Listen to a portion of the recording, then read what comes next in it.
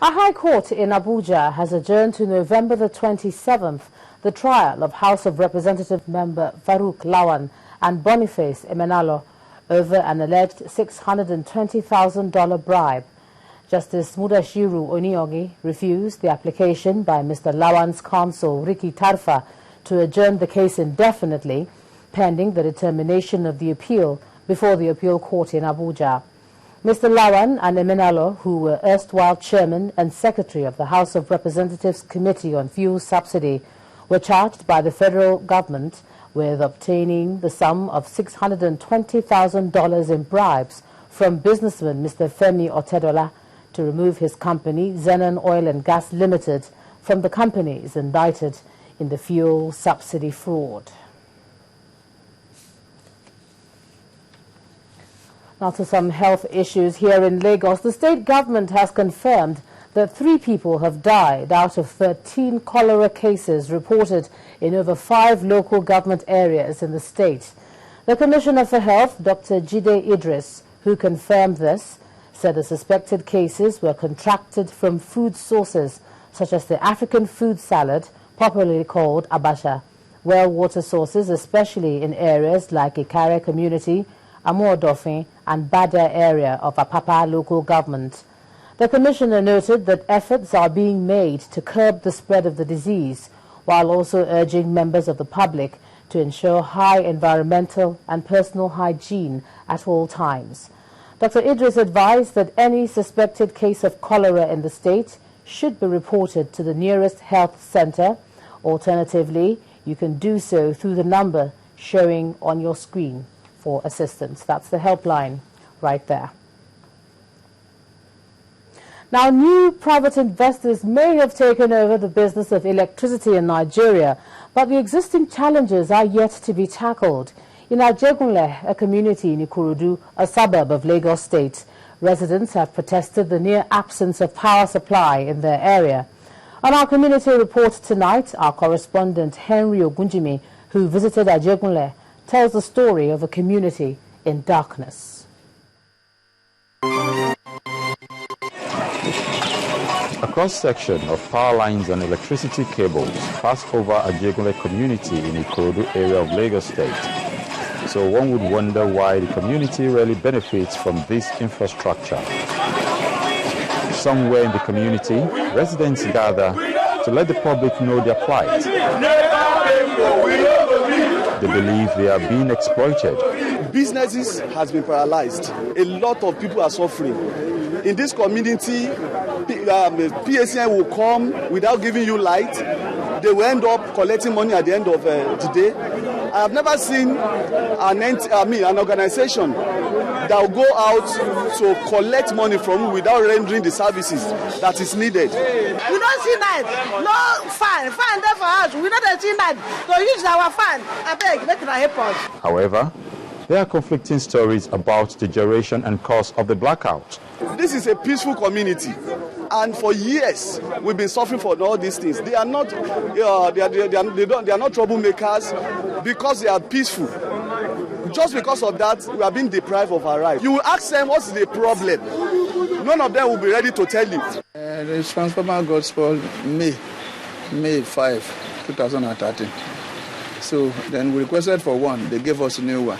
But since then, we have not been having light. Since our transformer got spoiled, they've not brought bill to our own side here. I've not seen bill. I've not seen bill. We have not received bill so far now. A visit to the PHCN service center in the community shows a deserted premises. For many people in this community, all hopes may not have been lost as they now rely on generating sets to run their businesses. Let's speak to Mr. Johnny Oga, who now has to incur extra costs on production. We have to depend on our generator to produce whatever we are producing. And the cost of fuel and oil, even the maintenance of the generator is not even giving us an easy ride over.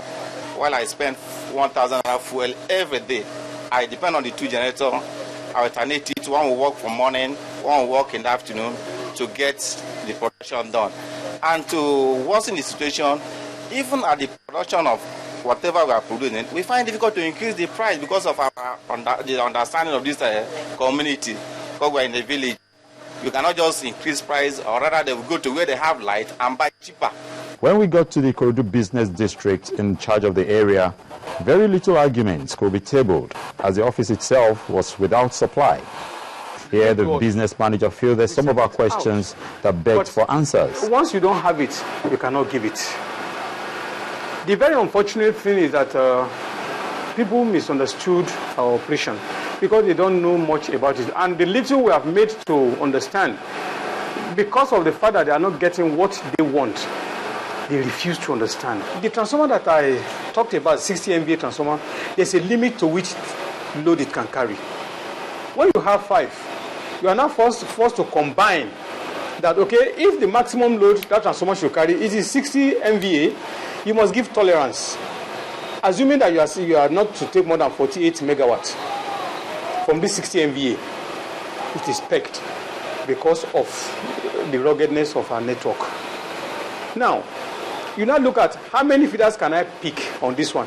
Like Ibeshe, we are talking of, at maximum load, it goes to about 12 megawatts. But what's the way forward? Will the coming of private investors better the lot of consumers? I believe strongly in it. Because anything that is that belongs to the government, people don't see it as something that belongs to everybody. If the investors come in, they will be able to invest their money to put things right. Areas where we don't have facilities, they will look at the beam, their searchlight there, because that feeder has to be located close to the road. When you are relocating, it means you have to change all the poles. Because the poles that we have inside the water, they are treated wooden poles. There's no way IAP can go into that place, so you cannot use concrete poles there. As Nigerians await the commencement of operations by new investors in the power sector and the reforms, one likely expectation will be that it gets quality service. Henry Ogunjimi, reporting for Channels Television News.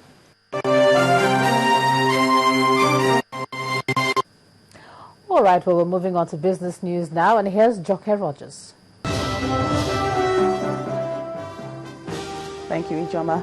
Minister of Finance, Dr. Ngozi Okonjo-Iweala, and the Governor of the Central Bank of Nigeria, Sanusi Lamido Sanusi, have been summoned by the House of Representatives to explain the steps being taken to check what they describe as the continuous devaluation of the naira.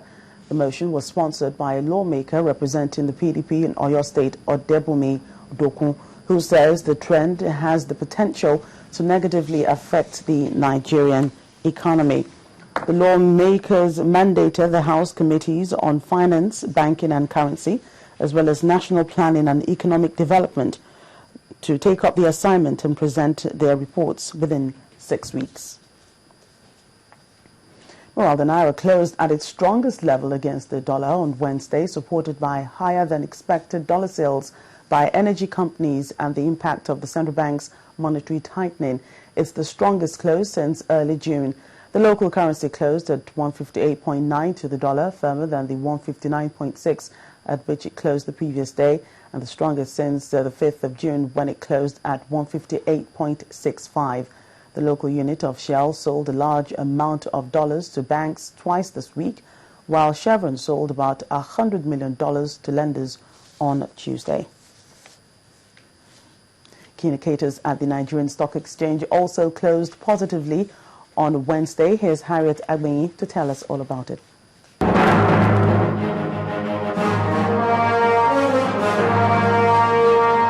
Hello and welcome to the Stock Market Report. Midweek market activities at the Nigerian equities market ended further north on the back of third quarter earnings release and investors' positive outlook about the market.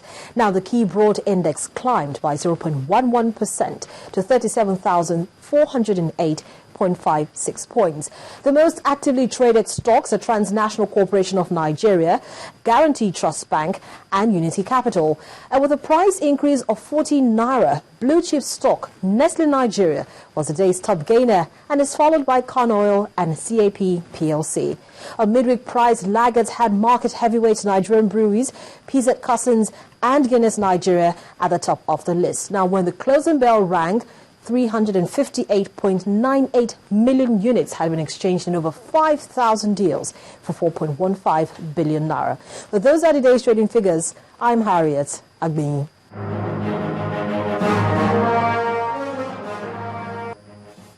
Thank you, Harriet. That's it on Business News. On the news at 10, Ijoma returns in just a moment.